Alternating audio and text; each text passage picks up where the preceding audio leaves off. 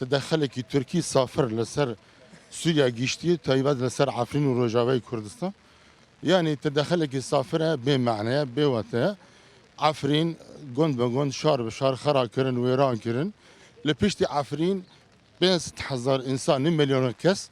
ام بيجن بخوا خلكي عفرين 2 مليون كاسي كرسي سوري لخوا دقرت حمو درب دربو وإيران بو يعني شهر وجند وان حمو ويران كرن درب دربو للدنيا بلا بو ايش الشهباء اللي بنت عداك الظلمه كما زنده باران وبرف وسرماد بنت عداك ما زنده لفي تدخلي تركان دوباره لسر روجاوي كردستان سري كاني وغريس بي او تدخلك سافره بمعنى يعني شو ما الدنيا تشابي خلفي دغري وشبو في دغناكي ام بيجن تدخلي تركان لسر روجاوا بناوي PKK وبناوي احزاب كردي وبناوي كردتي ايش سر روجاوا دكي لبلم تشي خل ليبيا هي دنيا دبي لفيتي بقى ام لفيت تشتي لفيت تدخلي سافر ام بانگوازی دولتان گشتید کن تایبەت دولتی ئەمریکا دبێن خۆ بەگەڕێ بیسی بە فرامباری 2010 دەوڵەتی داگیرکەری فاشیستی تورکیا بە شێوەیەکی دڕندانە هێرش و پەلاماری بۆ سەر ئەفرین دەست پێ کرد بەو هێرشانە و گۆشەگیری لە ڕێبەر ئاپۆویستیان دەستکەوتەکانی گەلی کورد لە ڕۆژاوای کوردستان لەناو ببەن ئاماز لەو هێرشانە دووبارەکردنەوەی مێژووی وەک چۆن لە بیستی بە فرامباری ساڵی 1946 کۆماری کوردستان دامەزرا لە هەمان ڕۆژدا هێرش کرا سەر ئەفرین پلانی دەوڵەتی تورکیا داگیرکردنی تەواوی کوردستانە حەفرین سەرەکانی شنگال مەخمور کەرکووک و بەگشتی کوردستان نمونەی ئەو ڕاستیان کە تورکیا دەیەوێت داگیری بکات پێویستە هەموو کەس ئەو ڕاستیە بزانێت کە ئەمڕۆ ئەو هێرشە و داگیرکاریە تەنها بۆ سەر ڕۆژاوا و باکووری سووریا نییە بەڵکو بۆ هەموو بەشەکانی کوردستانە با دەوڵەتی داگیرکەری تورکیا باش بزانێ مێژووی کوردستان هەمیشە پڕ بووە لە خۆراگری و بەرخودان ئێمەش منداڵی ئەو مێژووین لە بیرچوون و بێدەنگی خیانەتە ئێمە وەک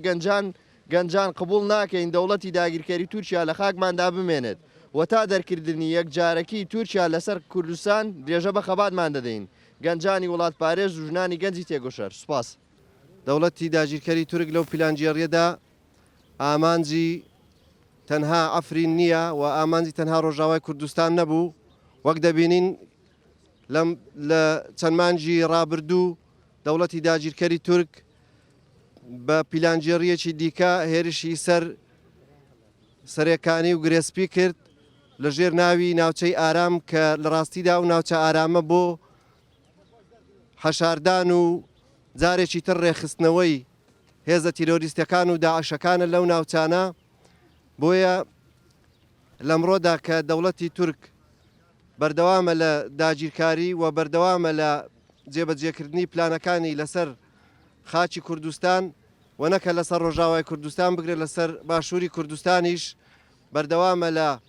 ئەو پیلانجێڕی و ئەو داگیرکاریانەی کە دەیکاتە سەرگەلەکەمان هەروەک چۆن لە چەند ڕۆژی ڕابردوو دەوڵەتی فاشستی ئەردۆغان هێرشی کردە سەر شەڕوانانی یە بەشە لە شەنگال و هەڤاڵ زەردە شەنگالی و کۆمەڵێک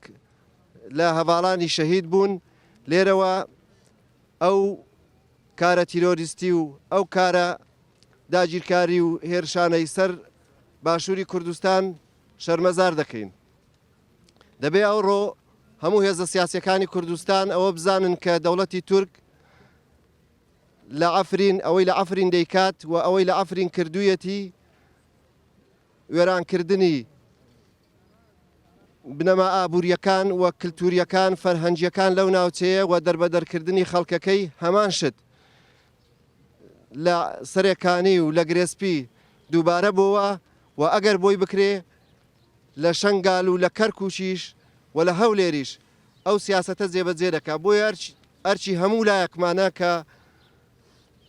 لە ئاست ئەو داگیرکاریە نوێی دەوڵەتی عوسمانی نوێ کە ئەردۆغان سەرکێشی دەکات یەک بین و یەک بڕیار بین و هەوڵ بدەین بە هەمومان بە یەکێتی خۆمان بە هێزی خۆمان ڕوبەڕووی ئەو داگیرکاریە ببینەوە.